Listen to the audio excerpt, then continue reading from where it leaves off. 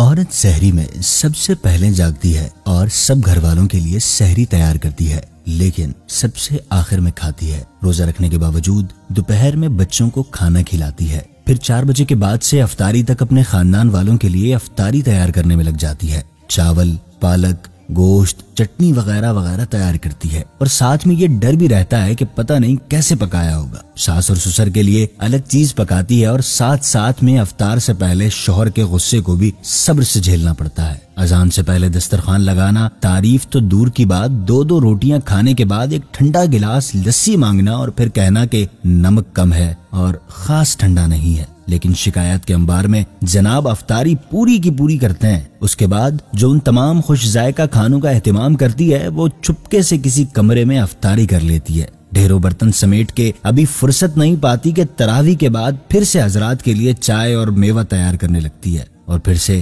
سحری میں سب سے پہلے جاگتی ہے۔ اگر خدا نخواستہ نہ جاگی اور سحری لیٹ ہو جائے تو سب خاندان کا نزلہ بیچاری عورت پر گرتا ہے۔ سارا دن تانے سنتی ہے۔ آپ سب سے درخواست ہے کہ گھر کی ساری عورتیں، خواہ وہ ماں ہو، بیوی ہو، بیٹی ہو، بہن ہو یا کوئی اور رشتہ ہو، ان کا لازمی خیال رکھیں، آخر وہ بھی ہماری طرح انسان ہے۔